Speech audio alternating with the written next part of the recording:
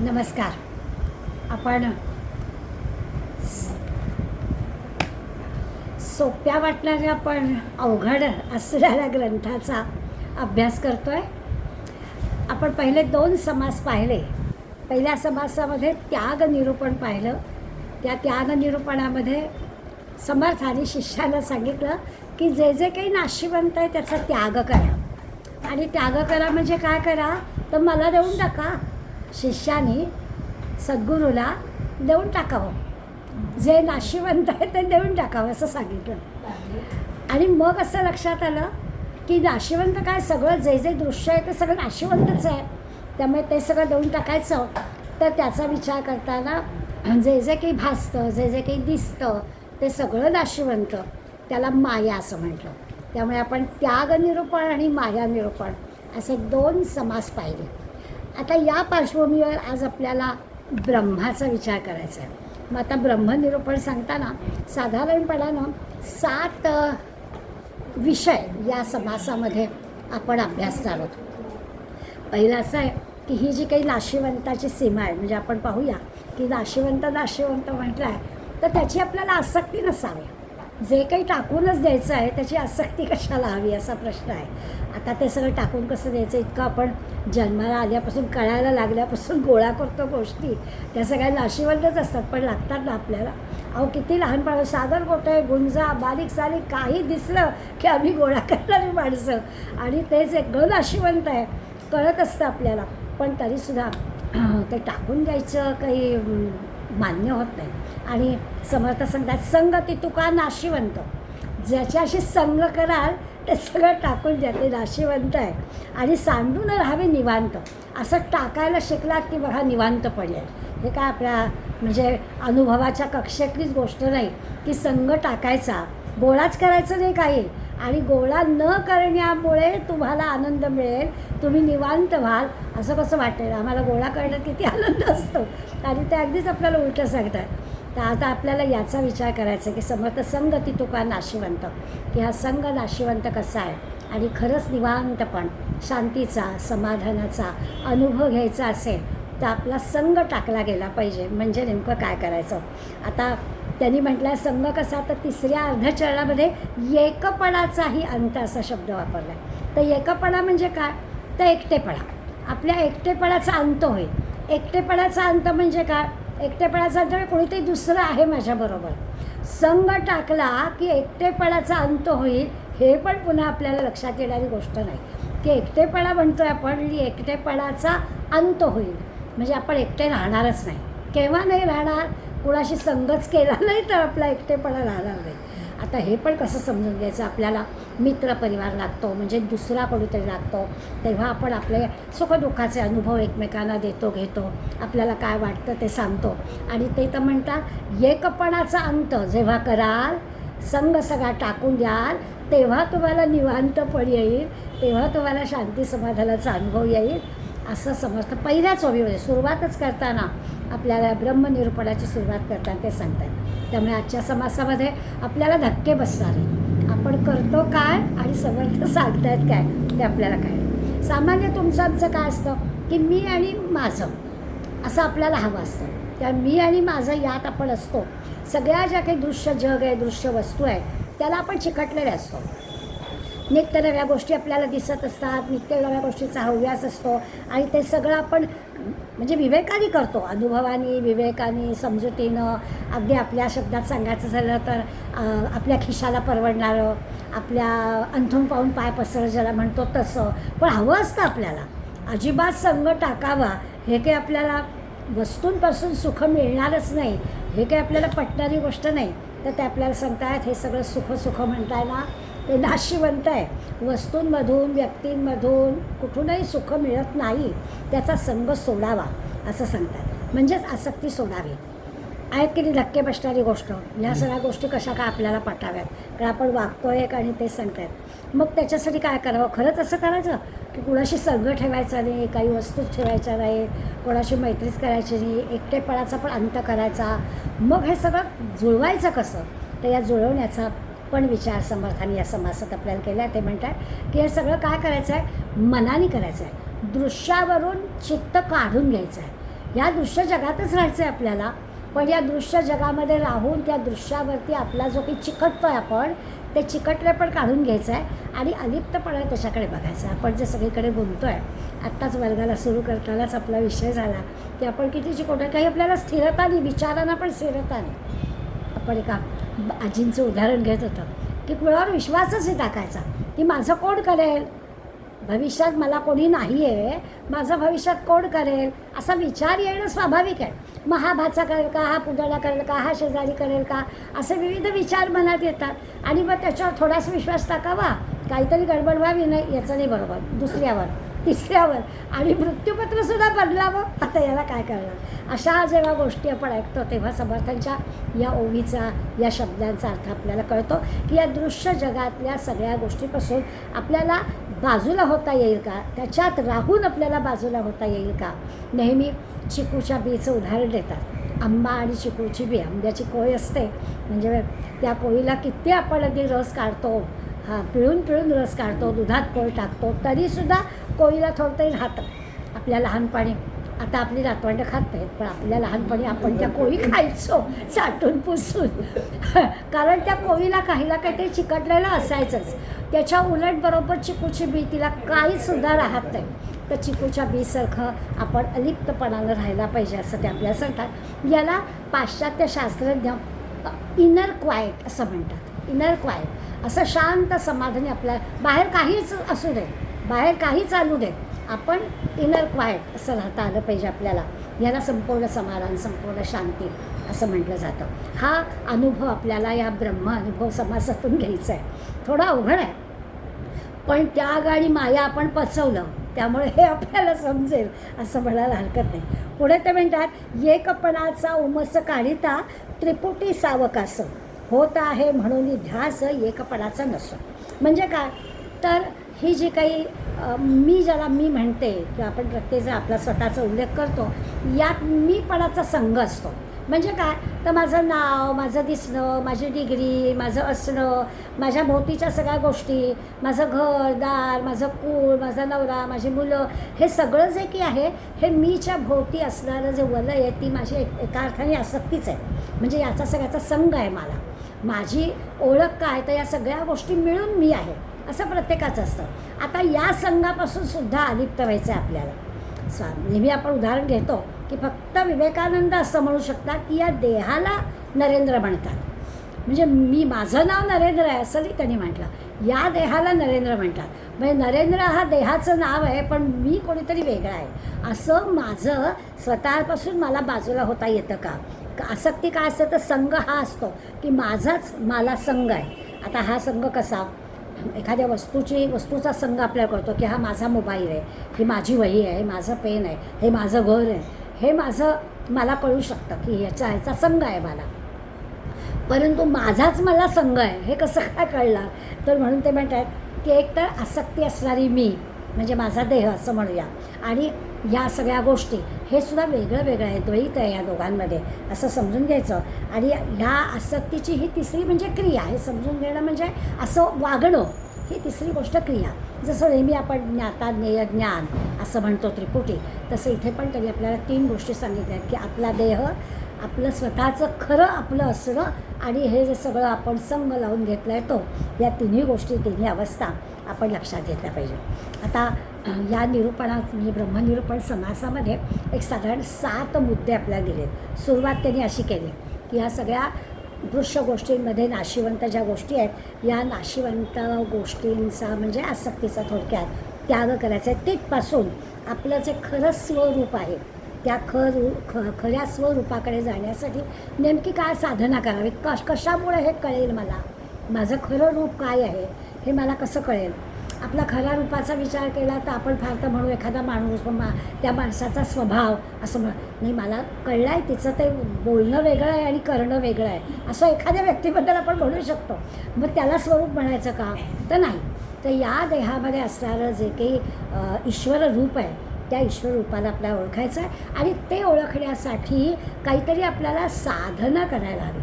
म्हणजे आपलं आपण ओळखायची गोष्ट आहे ना, ती काही दुसऱ्यांनी सांगायची गोष्ट नाही आहे. मग ती साधना काय करता येईल ती पण समर्थ आपल्याला पुढल्या समासामध्ये साधन निरूपण असं नाव घेऊनच सांगणार आहे. म्हणजे आपला आजच्या ब्रह्मनिरूपणाच्या समासाचा प्रवास विचारात घेतला तर आसक्ती सोडण्यापासून ते ह्या आत्मज्ञान किंवा स्वरूप ज्याला म्हणतो ते स्वरूप समजल्यापर्यंतचा जो प्रवास आहे तो सगळा करायचा आहे. प्रत्यक्ष स्वरूप कळणार नाही आहे, ते साधना केल्यावर कळणार आहे. पण आपल्याला कुठल्या गावाला जायचं आहे, आता जसं म्हटलं की मी अजून गिरनारला गेले नाही, पण गिरनारची माहिती मला आहे, कधीतरी मला जायचं आहे.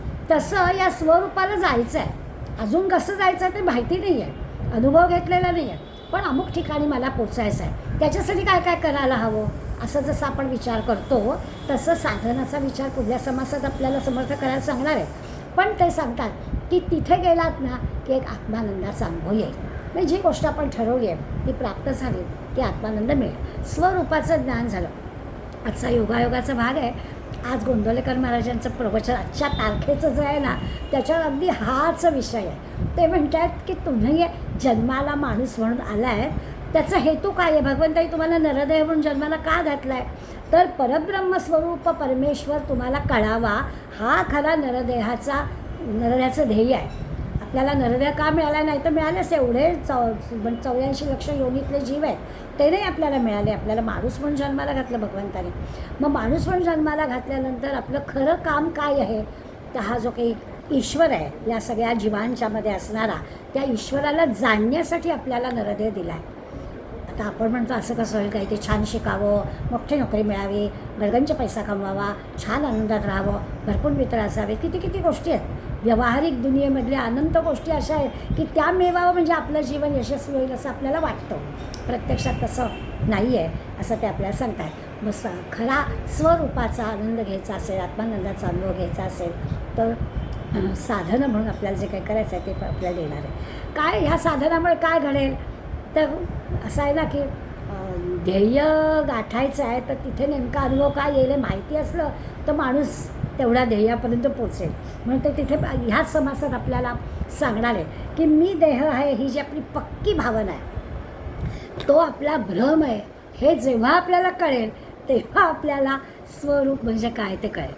आता मी देह आहे हा आपला भ्रम आहे हे आधी आपल्याला मान्य करायला हवं. तर हे कसं मान्य होणार, मला दिसतं आहे ना हा देह आहे आणि माझा आहे, त्या देहाच्या सुखदुःखाच्या व्यथेच्या गोष्टी माझ्या आहेत. भूक लागणं, तहान लागणं, झोप येणं, दुःख होणं, सुख होणं, काही धक्का बसला मानसिक असू दे शारीरिक असू दे तर त्याचं यातना होणं, हे सगळं जर मी अनुभवते तर हा देह म्हणजे भ्रम आहे कसं मला पटावं.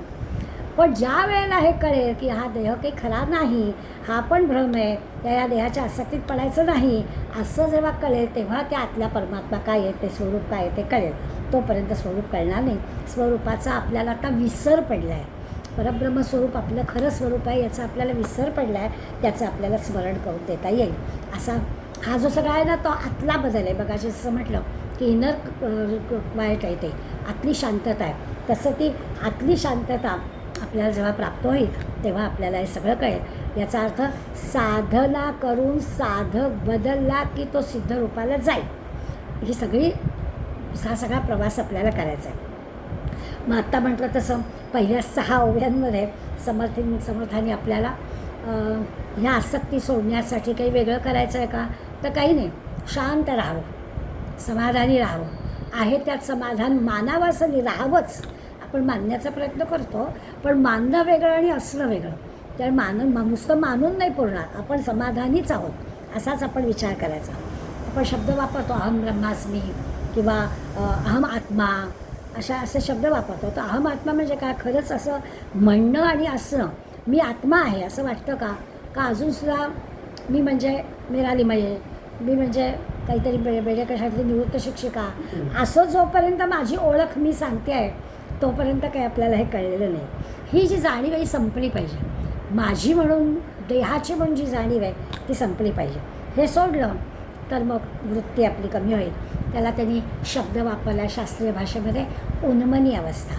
आता शब्द वापरतो आपण संध्याची दत्ताची आरती म्हणतो त्याच्यामध्ये दत्त दत्त ऐसे लागले ध्यान हारपले मन झाले उन्मन. आणि उन्मन झाले म्हणजे काय, मितूपणाची झाली बोळवण. असं म्हणतो.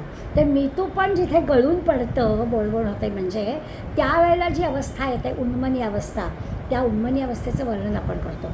पण आपण काय आरती म्हणतो, बाकी त्या आरतीच्या मध्ये शब्दांच्या अर्थात आपण शिरत नाही, पण त्याच्यातून आपल्याला कळतं की ही जी अवस्था आहे, म्हणजे याचा अर्थच असा आहे की माझं स्वरूप काय आहे, हा देह नाशिवंत आहे, मी तूपणाची म्हणजे माझी आणि भगवंताची अशी बोळवण होऊन जाते, म्हणजे तो आणि मी एक होऊन जातो, माझं मी पण संपून गेलेलं असतं. तेव्हा काय होतं, तेव्हा स्वरूपाची अनुभूती आपल्याला येते, असं ते आपल्याला सांगतं. हे सगळं वर्णन जे आहे तेच आत्मस्वरूपाचं वर्णन आहे. आणि मग समर्थ म्हणतात याच्याबद्दल काय बोलावं, या आत्मस्वरूपाबद्दल बोलायचं काय. वेदशास्त्र पुराणाला सुद्धा काही सांगता आलं नाही, तर आणखीन संत मंडळी वेगळं काय सांगणार आहे. त्यामुळे आत्म्याबद्दल काही कोणी बोलूच शकलेलं नाही. त्या आत्म्याबद्दलचा अनुभव घ्यावा ज्याच्यातून. अहम ब्रह्मास्मी म्हटल्यावर ब्रह्माचा अनुभव घ्यावा. हे शब्दांनी सांगता येण्यासारखी गोष्ट नाही. या समासाचा पण शेवट करताना त्यांनी हा शब्द वापरला आहे की हे सगळं मी प्रयत्न केला आहे, पण हे अनुर्वाच्य आहे, हे काही सांगता येण्यासारखं नाही. म्हणजे आत्म्याचं वर्णन करता येणार नाही, असं अगदी शब्दातीत आहे ते, असं सगळं सांगतातच. मग म्हणतात की आता शिष्याला म्हणतात तुला कळलं ना, तूच आत्मा आहेस, आता हा अनुभव घे. अनुभव घेतलास की तुला कळेल. सांगता येण्यासारखी गोष्ट नाही. तू ब्रह्म आहेस, तू आत्मस्वरूप आहेस, तू आणि मी एकच आहोत, तूच परमात्मा स्वरूप आहेस, हे सगळं तुझा तू अनुभव घे, असं ते सांगतात. खरी गोष्ट आहे. अध्यात्मग्रंथ या आत्म्याचं वर्णन करतात, पुष्कळ ग्रंथांमध्ये आपल्याला वर्णन मिळतं, पण तो आत्मा वर्णनापलीकडचा आहे हे पण तितकंच खरं आहे. याचं कारण असंच आहे की आपण जो मायेचा समास पाहिला, तर हे असं असणं ही पण मायाच आहे ना. त्यामुळे या मायेचा स्पर्श जिथे होतो त्यातलं काही शब्दात सांगता येत नाही. म्हणून ते म्हणतात भाषा सगळं मायाच. ज्या शब्दांमध्ये आपण सांगणार आहोत ते शब्द म्हणजे सुद्धा मायाच. मग त्या शब्दात कसं सांगणार. त्यामुळे शब्दात सांगता न येणार ही गोष्ट आहे, असं त्यांनी आपल्याला सांगितलं. एका अर्थाने असं आहे की आत्मस्वरूप जर सगळीकडे भरून राहिलेलं आहे, गच्च भरून राहिलेलं आहे. जिकडे पाहावे तिकडे आत्मस्वरूप आहे, जिकडे पाहावं तिकडे परमात्मा जिकडे तिकडे आहे. मग त्याचं वर्णन केलं आहे. तो दूर आहे, तो जवळ पण आहे. आता किती परस्पर विरुद्ध असणारे दोन शब्द आहेत की तो दूर आहे, मग आपल्याला कळतं, पण तो नाही तो जवळ पण आहे. तो दूर पण आहे, जवळ पण आहे, याला काय अर्थ आहे.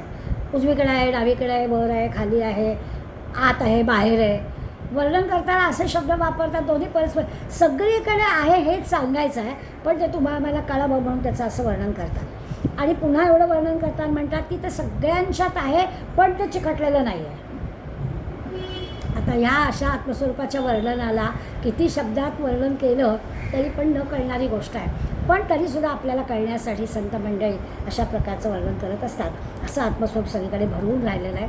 आणखीन त्याचं वर्णन करतं अनंत आहे, अखंड आहे, अद्वय आहे, जिकडे तिकडे भरून राहिलेलं आहे.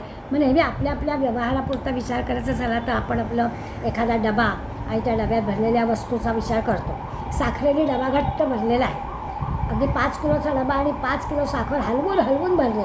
आता बुडभर पण साखर राहणार नाही. याला काय म्हणायचं की साखरेने डबा भरलेला आहे. तसं हे संबंध विश्व या आत्मस्वरूपाने भरलेलं आहे. त्यातलं आता काही आणखीन बुडभर घालता येणार नाही. आणि मग जोडून सांगतात की बुडभर घालायला शिल्लकच नाही आहे, घालणार कुठून, त्याच्यात राहणार नाही. हे जसं आहे तसं त्याच्या डब्याच्या आत, बाहेर, वर, खाली जिकडे तिकडे ते भरलेलंच आहे. दुसरं सांगतात की ते पाण्याने भिजत नाही, अग्नीने जळत नाही, बुडत नाही, काहीच त्याचं होत नाही. आत्मस्वरूपाला ते होतंच, म्हणजे होतं असं म्हणता येत नाही, असणार असं म्हणता येत नाही.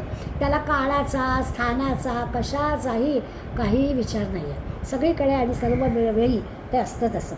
असं सगळं ज्ञानदृष्टीनं आपल्याला पाहावं लागतं, तेव्हा कळतं. त्याशिवाय या परब्रह्मस्वरूपाला, या आत्मस्वरूपाला आकार नाही, काहीच त्याचं वर्णन नाही. स्वरूपाला आकार काय देणार तुम्ही. पेशींमध्येच तो ब्रह्म भरलेला आहे, परब्रह्म भरलेला आहे, तर त्याला आकार कसा देणार. आकार पण काही नाही. त्यामुळे या परब्रह्मस्वरूप या तत्वाविषयी काहीही सांगता येत नाही. तरी देखील समर्थांना जमेल तसं सांगितलं आहे. बघा, तुम्हाला ऐकता ऐकता काही अर्थ प्रचितीला आला तर तो घ्या आणि तुम्ही आत्मस्वरूप होऊन स्वतःचा अनुभव घ्या. आपल्याकडे एक हे आहे ना की संवादाने, सुसंवादाने म्हणूया, संवादाने आपल्याला एखाद्या तत्वाचा बोध होतो. वादे वादे जायते तत्वबोधा. आपण जर संवाद केला, सुसंवाद केला तर त्या सुसंवादातून काहीतरी एखादी गोष्ट आपल्याला कळते आणि त्याचा तत्त्वबोध होतो. तसा तत्त्वबोध करण्या इतपतच मी वर्णन करणार आहे. सगळे संत एवढाच वर्णन करतात, त्याच्यातून तुम्हाला काय जाणता येईल तेवढं जाणून घ्या, असं त्यांनी पुढल्या भागात आपल्याला सांगितलं. पुढे म्हणाले की एखाद्याला ह्या आत्मस्वरूपाचा लाभ झाला समजा, तर काय वेगळं कळतं आपल्याला, तर म्हणे त्याला त्याचा एक आनंद असा अनुभव घेता येतो. एखाद्याला आत्मज्ञानाचा अनुभव झाला आहे तर त्याला आनंद मिळतो. आपल्याला कसं कळतं की याला आत्मानुभवाचा आनंद झाला आहे, तर नाही कळणार. हा ज्याचा त्याला कळणार आहे. आपल्याला एवढं कळेल की याच्यात आणि आपल्यामध्ये काहीतरी फरक आहे. जसं आपण मागच्या पहिल्या समासाच्या वेळेला असं म्हटलं होतं की एखाद्या व्यक्तीकडे पाहिल्यानंतर त्याच्याकडे बघून आपल्याला असं वाटतं की याला ना थोडंसं नम्र व्हावं आणि नतमस्तक व्हावं याच्यापुढे. काहीतरी असं एक त्यांच्यामध्ये शक्ती असते आणि ती बघितलं की आपल्या मनामध्ये हा विचार येतो. एकदम स्वामी विवेकानंदांना रामकृष्णांच्या पहिल्याच भेटीमध्ये या पागल पुजाऱ्याजवळ काहीतरी विशेष गोष्ट आहे असं जाणवलंच की नाही. ते जे जाणवणं आहे आणि मग जी ओढ वाटणारी आहे त्याच्यातून कळतं की हा माणूस आत्मज्ञानी आहे. तुम्ही देव पाहिला आहेत का, तर हो, तुला जसं मी पाहतो आहे आत्ता तसा मी देव पाहिला आहे असं ते म्हणू शकले. अशी जेव्हा गोष्ट आपल्याला कळते तेव्हा दुसऱ्याला काय आनंद झालेला आहे, दुसरा आत्मज्ञानी कसा झाला आहे याचा कदाचित आपल्याला अनुभव येईल.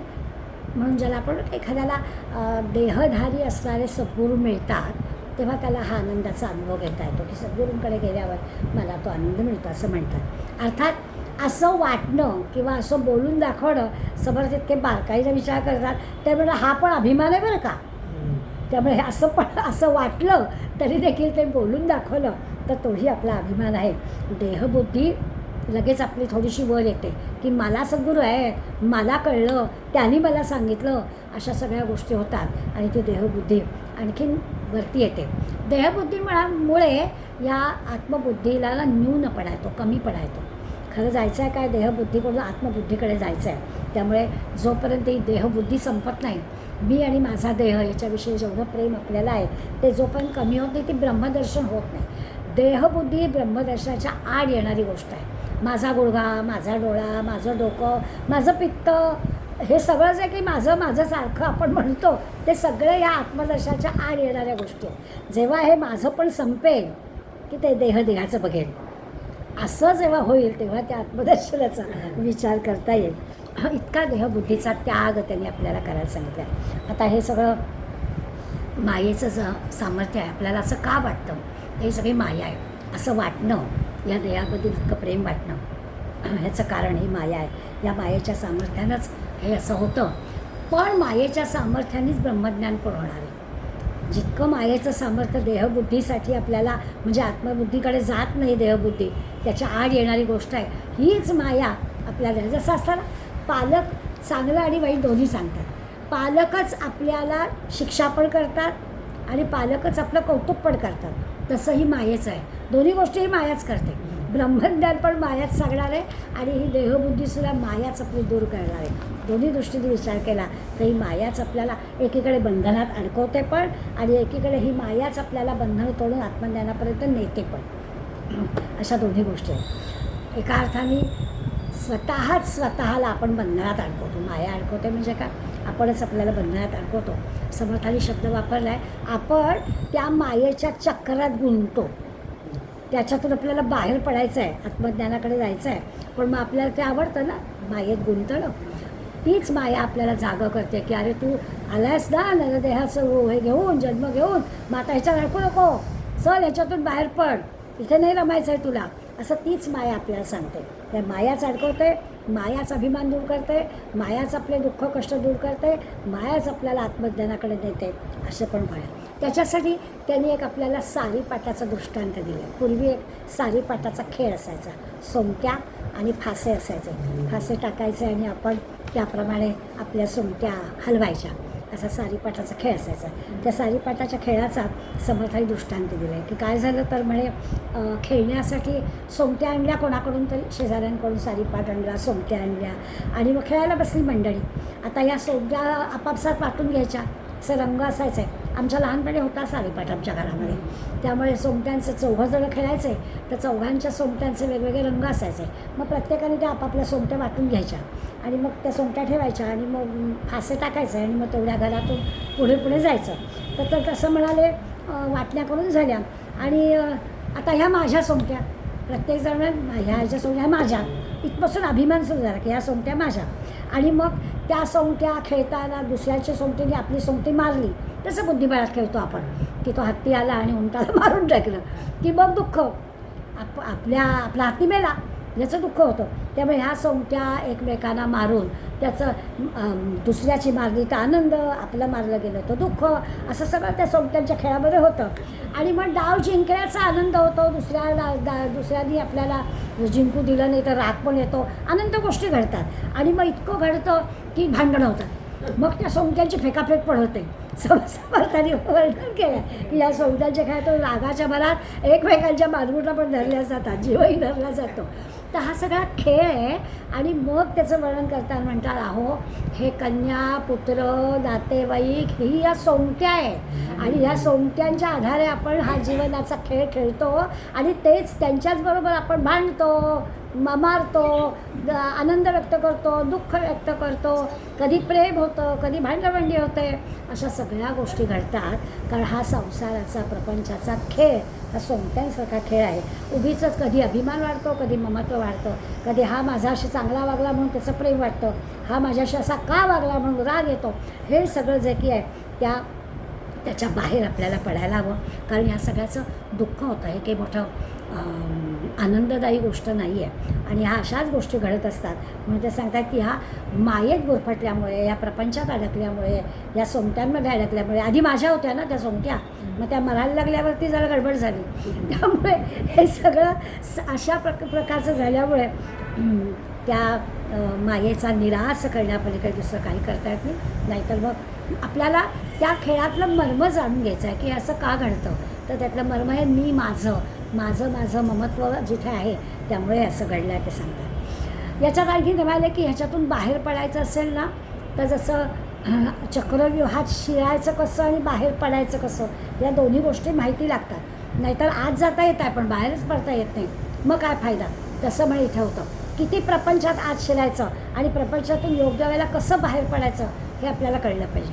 व्यवहारात नेहमी आपण बोलताना म्हणतो की अहो सुनबाई घरात आली ना की लगेच कमरेच्या किल्ल्या देऊन टाकाव्यात. म्हणायला सोपं आहे पण नाही ममत्व सोडवत, की असं वाटतं अरे इतकी वर्ष माझा संसार उभा केला की असं एका दिवसात ती आली येऊन टाकायचं का काय. काही माझ्या घरातल्या तिला गोष्टी कळू देत जरा 2-5 वर्ष, मग बघू कशी ती वावरते त्याच्यावर ठरवू किल्ल्या द्यायच्या की नाही, असं आपण म्हणतो. तर व्यावहारिक दृष्टीने बरोबर आहे हे जसं आपण म्हणतो तसंच ते आपल्याला सांगतायत की ही सगळी जी काही आहे ते चक्रव्यूह आहे. आत शिरायचं कसं आणि बाहेर यायचं कसं हे आपल्याला ठरवावं लागतं. आणि बाहेर कसं यायचं हा मार्ग नसेल तर आत अडकतो. तसे आपण सगळेजण प्रपंचामध्ये अडकलेलो आहोत. हळूच आपल्याला हळुवारपणानं ह्याच्यातून बाहेर पडता येतं का त्याचा प्रयत्न करायचा आहे. हे सोडण्याची पण एक खूबी आहे, असं पटकन नाही सोडवता येणार, बरोबरच आहे. पण ह्याच्यातून न अडकता सावधपणानं आपल्याला बाहेर कसं करता येईल असं होईल. याच्यामध्ये समर्थाने आपल्याला काही कोडी घातले, म्हणजे कोड्यांमध्ये कसं आपण अडकतो, सोडवण्याचा प्रयत्न करतो आणि मग ती कोडी कशी एक एक कडी उलगडत जायचं आणि ती कडी सोडवत गेलं तर ती कोडी उलगडतात आपल्याला. तर समर्थ म्हणतात एक कोडं आहे, प्रपंच ह्या नावाचं एक कोडं आहे. कसं आत शिरायचं आणि हळूच तिथून बाहेर कसं यायचं ही खुबीनं आपण करायची गोष्ट आहे आणि ती आपण करावी. कशी करता येईल तर समर्थाने की स्वतःचा संसार केला नाही पण तरी ते आपल्याला सांगतायत की प्रपंचातला कसं न अडकता खुबीनं कसं करायचं. कोड्याची गोष्ट सांगितल्यावर आपल्याला आठवतं की या कोडी उलगडवणं, आपल्या लहानपणी आपण कोडी घालायचो एकमेकांना, तर त्या कोड्यांचं हे कसं करायचं तर हळूहळू अशी कडी उलगडत जायचं, एकदम नाही सुटणार. सांगितलेल्या गोष्ट कसं झालं आहे ते बघत जायचं, मग हळूहळू कोडं उलगडायचं. आमच्या कोकणामध्ये कोडी घालायची पद्धत होती लहानपणी. तर म्हणे एक बाई, तरुण बाई, कडेवर मुलगा होता आणि चालली ते रस्त्याने, समोरून एक म्हातारे आजोबा आले. काय गो हे कोण असं त्या आजोबांनी विचारलं त्या मुलीला. तरुण मुलगी होती, लग्न झालेली मुलगी होती, कडेवर मुलगा होता. त्यामुळे विचार हे कोण गो. तर ती म्हणाली, याचा बाप ज्याचा सासरा त्याचा बाप माझा सासरा. अरे बापरे, याचा बाप ज्याचा सासरा त्याचा बाप माझा सासरा. तरी काय उत्तर दे, कोण आहे सांगितलं नाही, आता तुम्ही ओळखा.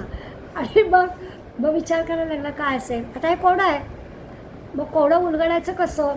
मग त्याच्यासाठी एक एक एक एक आपण नाती आठवतो, कोण बरं असेल कोण बरं असेल, आणि असं करत करत कोडं उलगडतो. आत्ता मी ऑस्ट्रेलियात गेलो होते हल्ली, त्या टेस्ला गाड्या निघाल्यात ना, त्या टेस्ला गाड्यामध्ये AIचं तो असतो. तर आमच्या गाडीमध्ये तो गॉर्क नावाचा होता. तर त्याला प्रभीतानी आमच्या सांगितलं, गॉर्क आज मराठीत बोला, माझी आई बसली आहे गाडीत. तो गॉर्क म्हणाला बरं चालेल. आणि मग मराठीत तो सांगत होता. मग आम्ही हे कोडं, बाबांनी आमचं कोडं घातलं, याचा बाप ज्याचा सासरा त्याचा बाप माझा सासरा. आणि मग ते कोडं त्या गॉर्कने सांगितलं. एक 5-10 मिनटं लागली त्याला, पण AIच्या साह्याने त्यांनी ते कोडं सांगितलं, उत्तर सांगितलं. मग मला मोठी हे झालं, हसू आलं की म्हटलं अरे याला येत आहे. आणि पुढे त्या गॉर्कने सांगितलं, अशी कोडी असली तर आणखीन सांगा बरं का आम्हाला. तर त्याला पण दाखवलं सगळं करायला तसं आहे. तर ह्या कोड्या, आपला मुद्दा एवढाच आहे की ह्या कोड्यांचा उलगडा होण्यासाठी आपण काय करतो, तर एक एक एक एक कडी ओलांडतो. हे करून बघतो, हे करून बघतो, हे करून बघतो. आणि मग असं करता करता आपल्याला एक रिलेशन बरोबर जमतं आणि कळतं नाही हा ना हिचा अमुक अमुक असणार, हे नातं बरोबर आहे असं आपल्याला कळतं. आता घरी अजून करून बघा. मायेतून सुटका करून घ्यायची असेल तर असं कोड्यातून बाहेर पडायला लागतं. असं संसारातून बाहेर पडायचं असेल तर संसार हे मोठं कोडं आहे, त्या कोड्यातून बाहेर पडायचं असतं, कुठेच गुंतायचं नाही. मनुष्य स्वभाव असा आहे की आपण गुंतत राहतो, आणि गुंतत राहिल्यामुळे बाहेर पडण्याचा किती प्रयत्न केला तरी देखील त्या प्रयत्नाला लगेच आपल्याला यश येत नाही. पण या प्रयत्नातून हळूहळू निराश केला, एक एक एक एक एक एक उलगडत गेलं तर आपण बाहेर पडू शकतो, आपल्याला वर्म कळतं. ही जी माया आहे किंवा हा जो प्रपंच आहे, जे दृश्य जग आहे, हे बहुरूपी आहे. त्यामुळे आपण त्याच्यात अडकतो. रोज नित्य नवं काहीतरी आपल्याला छान दिसतं, त्यामुळे त्याच्यात आपल्याला अडकायला होतं. भुलवणारं जग आहे आणि म्हणून आपण बोलतो. त्याचा निराश करायचा असेल तर असंच आपल्याला हळूहळू बाहेर पडावं लागेल. एकदम येणार नाही. विवेकाने, विचाराने, प्रयत्नाने शोध घेत आपल्याला जावं लागेल, तेव्हा त्या ठिकाणं सापडेल. एकीकडे ब्रह्म, सत्य, जगन मिथ्या असं नुसता जप करून त्यांनी काही होणार नाही. माया मिथ्या आहे, हा सगळा भास आहे, हे दृश्य जग काही खरं नाही आहे, हे सगळं खोटं आहे, असं सगळं कितीही जरी म्हटलं तरी या दृश्य जगामधलं हे सगळं असं सहज उलगडणारं, सहज समजणारी गोष्ट नाही असं आपल्याला कळेल. आता मग काय करायचं हे तर आम्हाला कळलं, कोडं आहे आणि उलगडलं पाहिजे हे पण आम्हाला माहिती आहे. पण याचा हे काय आम्ही तर ते साधन सांगते. पण आत्ता या ब्रह्मस्वरूपाचा विचार करताना आम्ही कसा तयार करायचा, साधनं करू आणि मग आम्हाला कळेल असं नाही. आत्ता आम्हाला सांगा, जसं 10वीचा मुलगा झाला, 12वी झाला मुलगा, की आपण त्याला तुला काय, अरे आत्ता मी कसं सांगणार मला नेमकं काय आवडतं आहे, कुठे ॲडमिशन मिळणार आहे आणि कसं होणार आहे. मग तुला काय आवडतं आहे कळायला तू काहीतरी विचार आधी केला पाहिजेस ना, तर मग कुठे प्रवेश घ्यायचा आहे कळेल. नाहीतर मग इथे जाऊन बघू तिथे जाऊन अशी का गोष्ट करायची, त्याच्यात वेळ किती वाया जाईल. इथे सायन्सला पण जाऊन बघतो, मग इंजिनिअरिंग नाही जमत आहे का, मग कॉमर्सला जातो, मग हे पण असं नाही करून चालणार. काहीतरी विचार आधीच आपल्याला करायला हवा. तसं साधनं करू आणि मग आम्हाला आत्मस्वरूप कळेल असं तुम्ही म्हणताय ते बरोबर आहे. पण तरीसुद्धा आत्ता आम्हाला या ब्रह्मनिरूपणामध्ये या सगळ्या विषयाची थोडी ओळख करून द्या, म्हणजे मग आम्हाला पुढे ती काय साधना करायची की नाही किंवा करायची तर कशी करायची ते आम्हाला करता येईल. म्हणून ते आपल्याला या समासामध्ये खरं तर आपल्याला शब्द माहिती आहे, आपण ब्रह्मघोटाळा असंच म्हणतो. ब्रह्मशब्द आला की आपण म्हणतो तो ब्रह्मघोटाळा, म्हणजे जिथे आपल्याला काही उलगडत नाही, जिथे आपल्याला काही समजत नाही तिथे आपण म्हणतो हा ब्रह्मघोटाळा आहे. तर तसा हा ब्रह्माचा म्हणजे खरंच घोटाळाच आहे. दृश्य जग आहे ते ह्या सगळ्या ब्रह्माच्या अधिष्ठानावर आहे आणि या दृश्य जगाच्या घोटाळ्यात आपण पडतो आहे. एकीकडे ते ब्रह्म तर दिसत नाही आहे आणि दिसत आहे ते दृश्य जग खरं नाही आहे. हे कसं काय होणार. पाण्यावरती जसं शेवाळं असतं, ते चांगलं स्वच्छ पाणी हवं असतं तर शेवाळं दोन्ही हाताने दूर करावं लागतं, मग आतलं आपल्याला स्वच्छ पाणी मिळतं. तसं हे दृश्य जग बाजूला करावं लागेल, तेव्हा आपल्याला खरं काय स्वरूप आहे ते समजणार आहे. ह्याच्यासाठी शास्त्रीय भाषेमध्ये आपल्याला 3 शब्द देतात, नुसतं ऐकायचं आहे, फार काही त्याच्यात खोल शिरायचं नाही. की एक अध्यस्थ असतं, एक अधिष्ठान असतं आणि तिसरा भ्रम असतो. म्हणजे काय तर आत्ता जसं शेवाळ आणि पाण्याचं उदाहरण घेतलं तसं मृगजळाचं उदाहरण देतात की मृगजळ म्हणजे काय खोटंच आहे, खरं नाहीच आहे. पाणी भासतं दूरवर, आपल्याला असं वाटतं पाणी आहे, पण पाणी भासण्यासाठी वाळवंटाची जमीन असावी लागते. दूरवर वाळवंट असेल तेव्हा आपल्याला असं वाटतं की तिथे पाणी आहे, आणि त्या अध्यस्थावर म्हणजे त्या वाळवंट असण्याच्या अधिष्ठानावर आपला जो भ्रम आहे, मृगजळ आहे भ्रम आहे, वाळवंट आहे अधिष्ठान आहे, आणि त्या मृगजळाचा अध्यस्त झालेला आहे म्हणजे त्याच्यावरती आरोप झालेला आहे की प्रत्यक्ष पाणी नाही आहे पण आरोप झालेला आहे. अशा 3 गोष्टी एकत्र आलेल्या आहेत. तसं म्हणायला याचं आहे की हे दृश्य जग हे असं फसवं आहे, मृगजळ आहे, याच्यातून काहीच आपल्याला नाही. मग खरं काय आहे तर खरं ब्रह्म सत्य जगन मिथ्या आहे. खरं जे आहे ते ब्रह्म आहे, ते दिसत मात्र नाही आहे. खरं निव्वळ पाणी मिळायला हवं असेल, खरं पाणी मिळायला हवं असेल तर मृगजळाकडे जाऊन धापात टाकून आपला जीव जाईल, त्याचा काहीच उपयोग होणार नाही. खऱ्या पाण्याकडे जायचं असेल तर सुरुवातीला सांगितलं तसं संग ते तुका, संग सगळ्याचा सोडून टाकायला हवा, कुणाशीही संग ठेवायचा नाही. संग याचा अर्थ त्या संग चांगल्या अर्थाने, नाही तर मैत्री हवी, आपला संग नसावाच आहे, पण संग ते तुका नाशिवंत संग जो आहे तो नका. म्हणजे काय तर व्यक्तीशी, वस्तूशी, घटनेशी, प्रसंगाशी आपली जी काही जवळीक साधलेली असते तो संग बाजूला करा. अलिप्तपणाने आपल्याला सगळीकडे पाहता आलं पाहिजे, तसं जर राहता आलं तर आपल्याला होईल. म्हणजे अगदीच उदाहरण द्यायचं झालं तर शिवथरगडीत जायचं तर घराची आठवण नाही येता कामा, हा संग सोडला आहे. जायचं आहे ना, आता गेलो आहे ना तिथे, काय केलं आहे बाई आज कोंढाळी, काय करायचं आहे तुला, आता आलेस तर इकडे बघतील त्यांचं ते, असा विचार करता आला पाहिजे. संग सोडायचा म्हणजे काय तर आपण जे करायला आलेलो आहोत तिथे पूर्ण लक्ष दे ना. मग 50 ठिकाणी कशाला जायचं अभ्यास वर्गाला, आणि अभ्यास वर्गाला जायचं आहे चिंता करायची घराची, याचा काय उपयोग आहे. संग सोडायचा म्हणजे असं करायचं, किंवा एकपणाचं त्यांनी मगाशी म्हटलं तसं या देहबुद्धीकडून आत्मबुद्धीकडे जायचं असेल याच्यासाठी थोडं चिंतन करावं लागतं, श्रवण करावं लागतं, विवेक करावा लागतो, विचार करावा लागतो, मनाला सारखं पटवावं लागतं. एकदम नाही या गोष्टी येणार तर आपल्याला सारखं पटवावं लागतं, नाही तर नाही होतं. रात्र झोपत नाही तो लोक, अनुभव असा येतो का आता आली असता इकडे मग सगळं लक्ष इथेच ठेवला, काय करायचं आहे आपल्याला, तर तसं नाही होत. चिंता पडते, ती चिंता येऊ द्यायची नाही असं ते सांगतात. या ब्रह्मानुभव सांगताना एका ओळीमध्ये समर्थांनी आपल्याला सांगितलं आहे की हा जो संग काय किंवा निस्संग काय, संग जसं असू नये. संग म्हणजे काय तर आता म्हटलं तसं की आपल्याला रोजच्या आपल्या भोवतालच्या ज्या गोष्टी आहेत त्याच्याबद्दलची चिंता वाटते तर त्याचा संग आपण सोडून द्यावा. पण निस्संग व्हायचं म्हणजे काय करायचं की ज्याच्यामध्ये मी आहे तो मी पण काढून टाकायचा. हा मीचा फार संग जडलेला असतो ना, तर निस्संग व्हायचं म्हणजे आपल्यातला मी काढून टाकायचं. काल आपण 13व्या अध्यायातल्या आत्मज्ञानी माणसाचे गुण पाहत होतो, त्याच्यामध्ये सुरुवात करतानाच पाहिलं की काय करायला हवं तर अहंकार पूर्ण गेला पाहिजे. आपलं जे आचरण आहे तर कुठेही जसं अमानित्वम अदंभित्वम कुठेही ढोंग वाटेल असं असता कामा नये. खरं म्हणजे पहिले 2 गुण जेव्हा सांगितलेला भगवंताने अर्जुनाला ह्या आत्मज्ञानी माणसाचे, तेव्हा असं वाटलं हे काय आम्ही आम्हाला अजिबात अहंकार नाही, असं काय आम्ही आमचा अभिमान सांगत नाही, किंवा ढोंग कशाला करायचं, मी असा आहे मी तसा आहे असं कुठं कर. आणि अर्जुनाला कशाला हे सांगितलं आहे, किंवा तिसरा सुद्धा अहिंसा सांगितला कोण, आपण कुठे काय. आता अर्जुनाच्या बाबतीमध्ये त्यांनीच म्हटलं ना की मला ह्या सगळ्या लोकांना मारतोय तर ही हिंसा वाटतंय, तर मला नाही हे करायचं युद्ध असं तो म्हणतोय ना. आणि भगवंतच त्याला सांगतोय नाही नाही तू युद्ध करत नाहीस, हीच तुझी हिंसा आहे, तुला युद्ध करणं हीच तुझी अहिंसा आहे, तुला युद्ध केलंच पाहिजे असं पटवून दिलं आहे अर्जुनाला.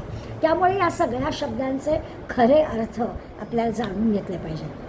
या अर्थाने आपल्याला लक्षात येते की मी निस्संग आहे म्हणजे काय, यामध्ये माझा जो अहमपणा आहेच आपल्याला वाटतं की आपण व्यक्त करत नाही असं, पण तसं नाही आहे. त्यामुळे मगाशी जसं म्हटलं तसं संग नको, निस्संग पण नको, आणि त्याच्या जोडीला तो संग निस्संग करण्यासाठी म्हणजे तो टाळता येण्यासाठी जे काही कर्म करायला हवा की विवेक करायला हवा ती क्रिया पण करणं, सगळ्या गोष्टी आपल्याला जमायला पाहिजे जसं सांगतायत. या संबंधीसुद्धा त्याचं चिंतन करणं म्हणजे संघाचं चिंतन करू नये असं आपण म्हटलं की जायचं आहे ना अभ्यास वर्गाला मग घरची चिंता करू नये, तसं निस्संगाचा पण विचार करू नये.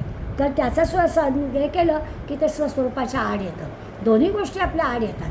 फार सुद्धा प्रपंचाचा विचार करायचा नाही, तसं अगदी आध्यात्मिक क्षेत्रामध्ये जरी आपण गेलो ना, समजा एखाद्या अभ्यास वर्गाला गेलो आहे तिथे सुद्धा आपण एकमेकांशी तुलना करतो, हिला जमतं मला का नाही जमत, असं तोही संघ आपला गेला पाहिजे. इतक्या सहजपणानं विवेकाने जर आपण हे केलं तर दोन्ही अवस्था म्हणजे अनासक्त व्हायचं म्हणजे किती अनासक्त व्हायचं याचा समर्थ आपल्याला हे देतात. 5 गोष्टी स्वस्वरूपाबद्दलच्या समर्थाने पहिल्या 1 ते 7 ओव्यांमध्ये त्याचा उल्लेख आला आहे. म्हणून सांगते कुठल्या 5 गोष्टी आहेत, तर ते म्हणतात की ज्या आत्मस्वरूपाचा आपण विचार करणार आहोत ते अत्यंत शुद्ध आहे, पवित्र आहे. सुरुवातीला आपण पाहिलं की ते सगळीकडे भरून राहिलेलं आहे. आता ते सांगतात ते शुद्ध आहे, पवित्र आहे. आणि आपल्या ज्या वासना आहेत म्हणजे आपलं जे हवे पण नको पण आहे ते सगळं अपूर्ण आहे, परब्रह्म पूर्ण आहे. आणि आपलं हे सगळं दृश्य जगातल्या गोष्टी आहेत त्या अपूर्ण आहेत. आता हे पण आपल्याला पटतं, खरंच आहे. आपल्या सगळ्या कितीही जरी वासना अगदी पूर्ण झाल्या, मी अगदी तृप्त आहे असं वाटलं तरी देखील दृश्य जगातल्या सगळ्या आपल्या वासना ह्या पूर्णपणानं तृप्त कधीच होत नाहीत, पुन्हा पुन्हा त्या येतच राहतात. आणि म्हणून ही गोष्ट आपल्याला पटेल. तर ही आपली अतृप्तता जी आहे ती अशुद्धता आहे, अतृप्तता असणं आहे. आणि स्वस्वरूप मात्र अत्यंत शुद्ध आहे. या दोघांचा पण विचार करावा. आत्मस्वरूपाच्या ठिकाणी असणारं जे पावित्र्य आहे, शुद्धपणा आहे, तिथे काहीच नाही, दुसरा विचारच नाही आहे.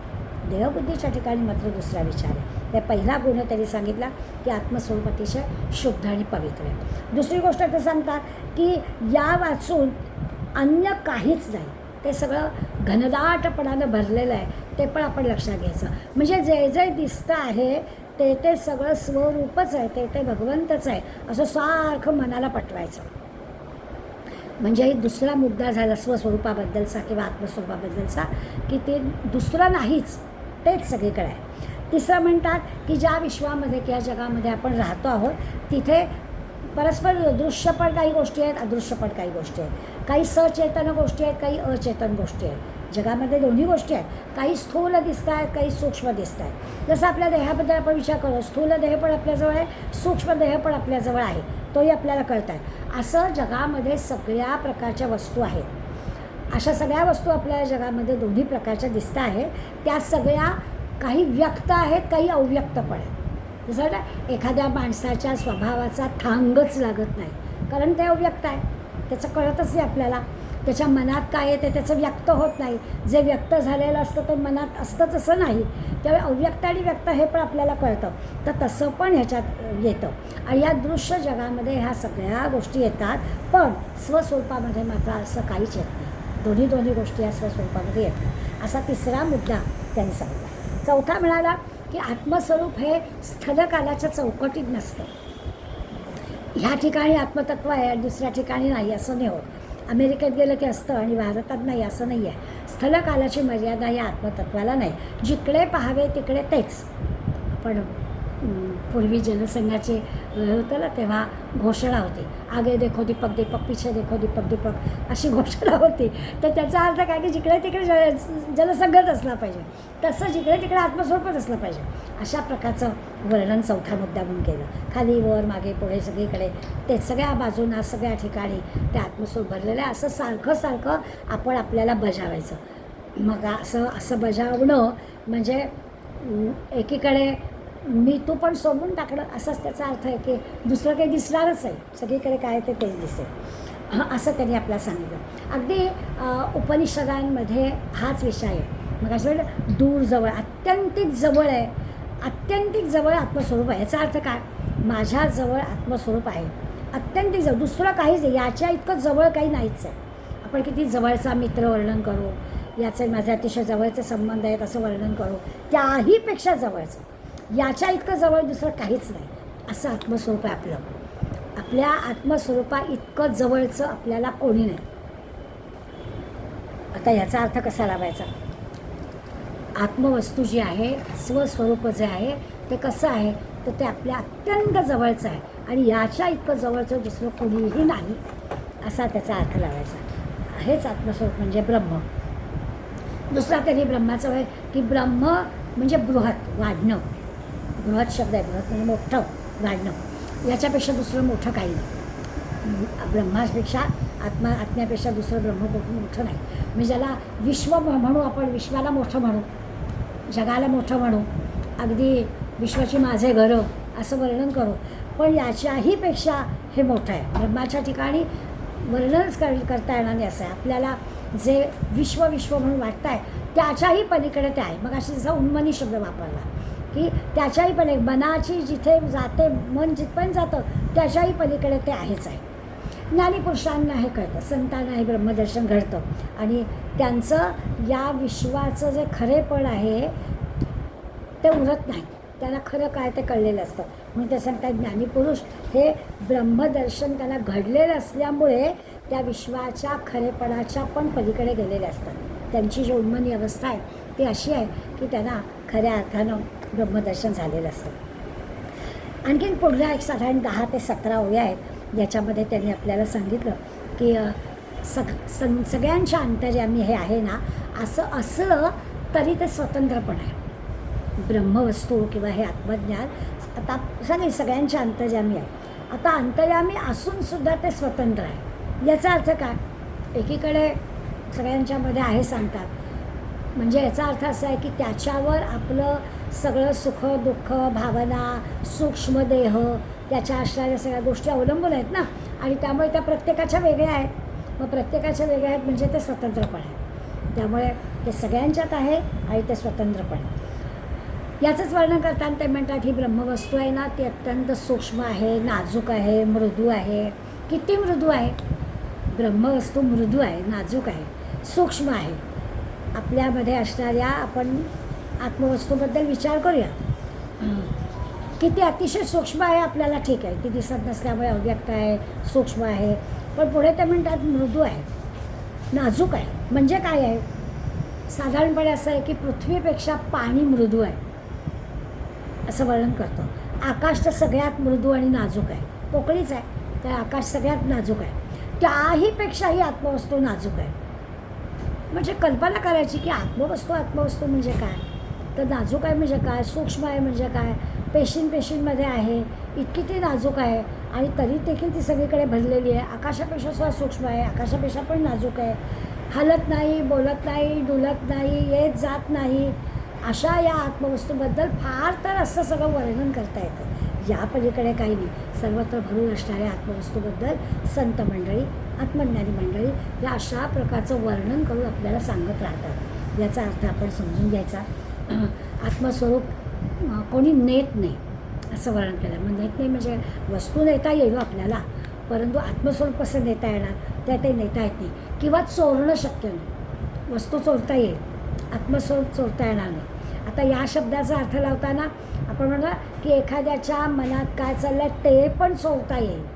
आपण विचार केला तर नेमकं काय चाललेलं आहे ते पण आपण समजून घेऊ शकतो, पण आत्मस्वरूप चोरता येणार नाही. जगाचा अंत झाला तरी देखील ते कमी होत नाही का वाढत नाही, आहेच आहे ना ते, त्यामुळे त्याच्यात काहीच बदल होत नाही. असं खूप सारं वर्णन या ब्रह्माचं म्हणजे आत्मवस्तूचं त्यांनी केलं. म्हणजे एखाद्या गोष्टीचं जर काही आकार असेल ना त्याला, तर त्याच्याबद्दल काही सांगता येतं. याला आकार पण नाही, काय याच्याबद्दल बोलणार, काय वर्णन करणार. इतकं सांगितल्यावर समर्थ म्हणतात म्हणून सांगणे न घडे. एवढं सगळं सांगितलं हां 17व्या ओवीपर्यंत, आणि 17व्या ओवीच्या अर्ध्या भागात म्हणतात म्हणून सांगणे न घडे, म्हणून सांगता येत नाही आहे नीटपणाने, तरी देखील स्वस्वरूपाबद्दल काही सांगणं आवश्यक पण आहे. पण नाही सांगितलं तर कळणार पण नाही. ते सांगून खूप काही फायदा आहे असं नाही, परंतु सांगितल्याशिवाय राहत पण नाही, म्हणून सांगतो. ऐसे जरी न बोलावे तरी मी काय करावे. मला नाही सांगितलं तर माझ्या शिष्यानं कळणार कसं, म्हणून जमेल तेवढं सगळं स्वस्वरूपाबद्दल बोलतो. खरं म्हणजे असं आहे, पुढे शिष्याला जरा शाबासकी दिले, न बोलता कळावे तुझं कैसे. मी बोललो नाही तर तुला कसं कळेल, पण शिष्यालाच माझ्या कळेल मी न बोलता सुद्धा. जसं असतं ना की पालकांना नेमकं काय म्हणायचं आहे ते जाणकार घरातल्या मुलाला बरोबर कळतं, न सांगता कळतं.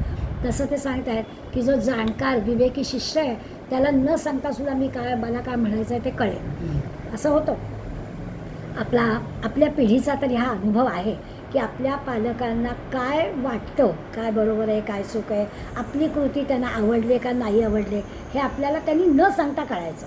काही सांगावं लागायचं नाही, ते आपल्याला कळायचं. जरा उशीर झाला घरी यायला, घड्याळाकडे बघितलं नाही वडिलांनी तरी कळायचं की अरे आपल्याला उशीर झाला आहे आणि हे यांना आवडलेलं नाही आहे.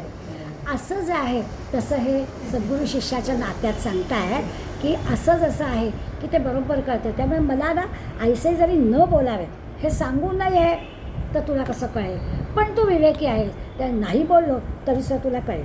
त्यामुळे माझं बोलणं तसं व्यर्थ नाही जाणार, तर परी बोलता बोलता अनुभवा येईल. मला असं वाटतं आहे की मी असं तुला मला जेवढं जमतं आहे तेवढं सांगत राहिलो तर तुला अनुभव येईल.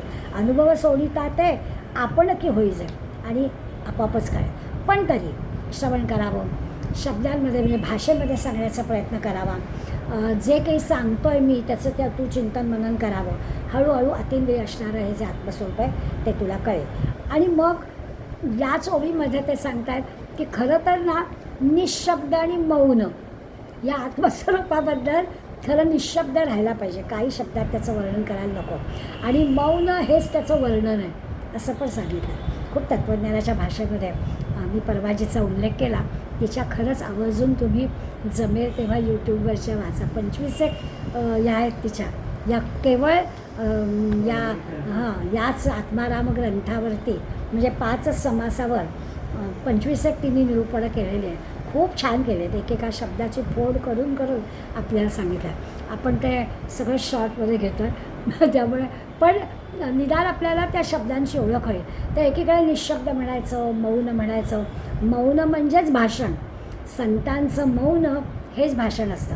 हे पटकन आपल्याला कळत नाही, पण आपण व्यावहारिक ह्याच्यात म्हटलं की आपल्यासुद्धा पालकांच्या बाबतीत ते बोलले नाहीत हेच भाषण असतं हे आपल्याला कळतं की बोलायची गरजच नसते. न बोलता आपल्याला काही काही गोष्टी कळतातच.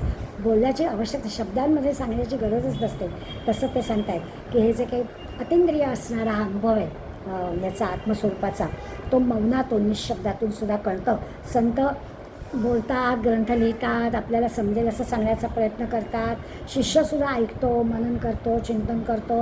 अगदी त्याचं देहबुद्धी जाऊन आत्मबुद्धीकडे सगळा प्रवास चालू असतो. ही सगळी गोष्ट खरी आहे, पण तरी देखील मौन आणि निशब्दातून सुद्धा या गोष्टी कळतात. हळूहळू असं होतं की याच्याही पलीकडे म्हणजे देहबुद्धीमध्ये कसं आहे की देह असणारी मी म्हणजे द्रष्टा दृश्य आणि ते दर्शन अशा 3 गोष्टी असतात. आपण स्वतः जे काही आपल्याला आकलन होतं ते आणि जो अनुभव म्हणजे प्रत्यक्ष जे दृश्य दिसतं ते, या 3 गोष्टी सगळ्याची पूर्णपणानं बाजूला झाल्या की मग तो अनुभव आपल्याला येतो. तोपर्यंत अनुभव येत नाही. आणि खरं म्हणजे हे सगळं मिळून एकच आहे. काय एकच आहे? बघणारा पण परब्रह्मस्वरूपच आहे, जे दिसतं आहे परब्रह्मस्वरूप आहे, दृश्य जे आहे ते पण परब्रह्मस्वरूप आहे आणि जे दर्शन होतं ते पण तेच आहे. अशा 3ही गोष्टी आहेत. म्हणजे समजा आपण अगदी आणखी सोपं करून म्हटलं तर आपण आहोत समोर समजा आपल्या रामाची, गणेशाची, देवीची काही मूर्ती आहे तर ती मूर्ती आणि आपल्याला घडणारं दर्शन, या 3 गोष्टी आहेत की नाही. आपण आहोत, ती मूर्ती आहे आणि दर्शन आहे, या 3ही गोष्टी एकच आहे असा त्याचा अर्थ. आणि ह्या 3ही गोष्टी मनाने चिंतनाने समजून घेणं म्हणजे आत्मस्वरूपच कळणं आहे. सोपं करून सांगायचं झालं तर असं आपल्याला करता येईल. म्हणजे जसं असतं ना की यासाठी अट्टास करण्याची आवश्यकता नाही की आपण आहोत, समोर आपला भगवंत आहे आणि त्याचं होणारं दर्शन आहे, या 3ही गोष्टी एकच आहेत. म्हणून नेहमी आपल्याला आहे जेव्हा वाचतो ना तेव्हा त्या खुलबर दुधाची कथा सांगणार त्या आजीची आठवण होते की तिला खरा देव कळला होता. खरा देव कोणाचा तर तिला कळलं होतं, म्हणून तिने एवढंसं दूध घातलं आणि गाभारा भरला. भगवंताला बरोबर कळलं, तिला कळलं की देव कशात आहे, हे दर्शन कुठे होणार आहे आणि तो तशी कृती केली कीच आपल्याला तो गाभारा भरलेला दिसणार आहे. तसं आहे हा, असं करणं म्हणजे आत्मानंदाचा अनुभव वेगळा आहे. त्या 18व्या ओळीपर्यंत आपल्याला सांगतात. आपण दासबोधामध्ये पण स्थूल देह, सूक्ष्म देह, कारण देह आणि महाकारण देह असे 4 देहांचा विचार केला होता. यातलं जे स्थूल देह, सूक्ष्म देह आणि कारण देह आहेत हे जे आहेत ते समजून घेण्याचे ज्ञानाचे. स्थूल देह कळतो, आपल्या वासना म्हणजे सूक्ष्म देह कळतो, ईश्वराचा असणारा कारण देह पण कळतो आणि ह्या अज्ञानातून महाकारण देहाकडे म्हणजे विश्वाकडे तादात्म्य पावलं की चौथा देह पण आपल्याला कळतो. छानपैकी दासबोधामध्ये त्याचा 4 पण काढून दिला, तो आपल्याला कळेल. एका अर्थाने देहाशी निगडीत असणारे पहिले 3 देह आहेत आणि विश्वाशी निगडीत असणारा चौथा देह आहे. पण या 4ही देहांचा निराश केला की आपल्याला या आत्मज्ञानाचा अनुभव येतो असं सांगतात. याच्यानंतर त्यांनी आपल्याला साधनेकडे, शेवटच्या 2 ओव्यांमध्ये त्यांनी आपल्याला साधनेकडे जायला सांगितलं की चौथा जो पुढला समास घेणार आहे तर हे सगळं कळण्यासाठी तुम्ही साधना करायची. ते करताना त्यांनी म्हटलं की आपलं जे अज्ञान आहे ते दुःखाचं मूळ आहे. आपल्याला का सगळं समजत नाही आहे तर ते आपलं अज्ञान आहे. आणि कुठल्याही दुःखाचं मूळ हे अज्ञानाकडे असतं. अज्ञान गेलं म्हणजे ज्ञानाकडे गेलो की मग परमानंदाची प्राप्ती होते, त्यामुळे सुखाची प्राप्ती होते. त्यामुळे आपलं अज्ञान दूर करण्यासाठी आपल्याला थोडी साधना करायला पाहिजे. सोपी साधना करायची. नामाचा, ध्यानाचा अभ्यास करायचा, श्रवण करायचं, सत्संग करायचा, मनातमध्ये चिंतन करायचं. अगदी हळूहळू विचार केला तर आपल्याला परमानंदाचा अनुभव घेता येईल. हे साधन कसं करायचं ते पुढल्या समासात मी सांगणार आहे. एका अर्थाने प्रत्येक जीव जो आहे, सगळे आम्ही आपले जे जीव आपण ज्याला म्हणतो ते सगळे ब्रह्म आहेत असं लक्षात घ्यायचं. प्रत्येक जीव हा ब्रह्म आहे. अव्यक्त आहे, दिसत नाही आहे, पण प्रत्येक जीव हा ब्रह्म आहे. देहाशी एकरूप आहे, वेगळा नाही करता येणार. या देहातलं ते परब्रह्मस्वरूप वेगळं कसं करता येईल? त्यामुळे ते देहाला चिकटून आहे, एकरूप झालेलं आहे देहाशी. आणि म्हणून ते एकरूप झाल्यामुळे त्या देहाशी हे ब्रह्मस्वरूप एकरूप झाल्यामुळे तो देह सुखी किंवा दुःखी होतो. खरं ते ब्रह्मस्वरूप आतमध्ये आहे म्हणून तो पण होतो. आपण नेहमी हा विचार केलेला आहे की आपल्याला आत्माराम तृप्त झाला. आत्मारामाला काय तृप्त व्हायचं आहे? तो आत्माराम तृप्तच असतो. पण देह सुखदुःख जे काही उपभोगतो त्याचा आपण त्या आत्मारामाला लावतो. त्याला काही सुखदुःख नाही आहे, तो सगळा त्याच्या पलीकडे गेला आहे. पण आपल्या देहाशी निगडीत असल्यामुळे तो त्या सुखदुःखात अडकतो. त्या मनाने, शरीरानं आपण जे काही संगत करतो आहोत, म्हणजे चिंतन करतो संसाराचं, प्रपंचाचं, ते जरा बाजूला करून आपण या देहाला बाजूला केलं तर आपल्या परब्रह्म स्वरूपाची ओळख होईल. एक वेदांतामध्ये सिद्धांत सांगितला जातो, म्हणजे याला सोपं करण्यासाठी त्या वेदांतातल्या सिद्धांताचा उपयोग करायचा. ते म्हणतात, वेदांत काय सांगतो की दृश्य जग भासमान आहे.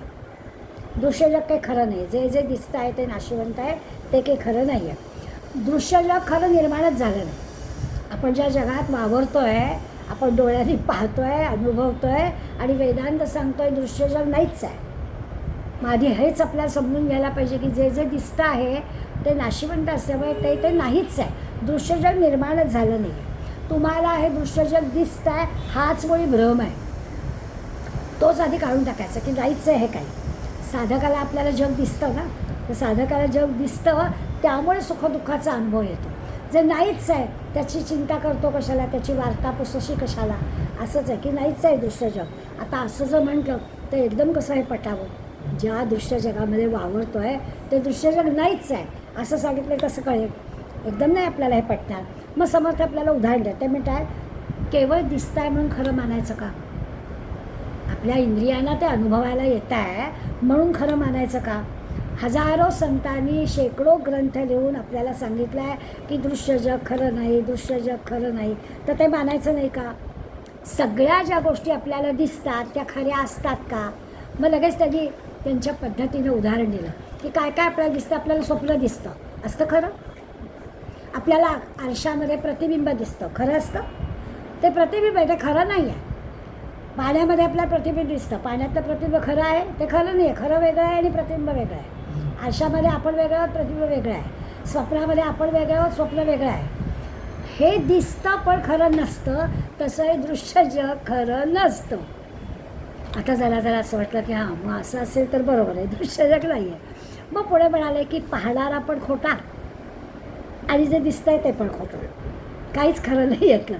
म्हणजे एका खोट्याने दुसरं खोटं पाहिलं, सगळंच खोटं. त्यामुळे खरं कसं बांधायचं? या समर्थ म्हणाले दृश्य जग खरं नाही असं संत सांगताय, वेदांत सांगतोय, ते आपण मान्य करूया. यत दृष्टम तद नष्टम. जे जे दिसतं आहे असं वाटतं आहे ते सगळं नष्ट होणार आहे. आणि ब्रह्मसत्य जगन मिथ्या. खरं म्हणजे ब्रह्मच खरं आहे, सगळं जग मिथ्या आहे, अगदी खोटं आहे, हे आपण पटवू. आता हे कितीही जरी सांगितलं तरी देखील आपल्याला ते समजत नाही. आणि ते बरोबर आहे. केव्हा समजेल? सत्संगानेच समजेल. संतांच्या संगतीनं या दृश्य जगातलं प्रेम आपलं कमी होईल अशी खात्री पण ते देतात. वर्णन करून सांगतात की दूध आणि पाणी एकत्र असतं, ते एकत्र काही दूध पाणी आपल्याला वेगळं करता येतं का? नाही करता येत. आपण फार तर त्या दूधवाल्या माणसाला रागावर काय किती पाणी घालायचं असं फार तर म्हणू, पण वेगळं नाही करता येणार आपल्याला.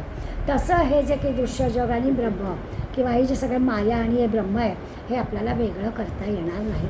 हे दूध पाण्यासारखं एकत्र आहे. यातलं ब्रह्म आपल्याला बाजूला करता येणं अवघड आहे. पण मनाचा दुवा आहे आपल्याजवळ. मनाच्या सहाय्याने आपल्याला ते करता येतं. मनाने आपल्याला कल्पना करता येते. मनाने आपल्याला ब्रह्म म्हणजे काय ते करता येतं. त्याची अनुभूती घेता येतं. त्याला ब्रह्माला बाजूला करता येतं. दृश्य जग बाजूला करता येतं.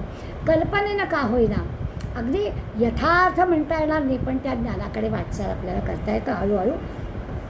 पण समर्थ सांगतात की ब्रह्मासंबंधी खरंच असं सगळं बोलता येत नाही. बोलणं हा मायेचा प्रांत आहे आणि मायेच्या प्रांतामध्ये सारखं दाखवावं लागतं. असं असेल, असं असेल, तसं असेल, असं सांगावं लागतं.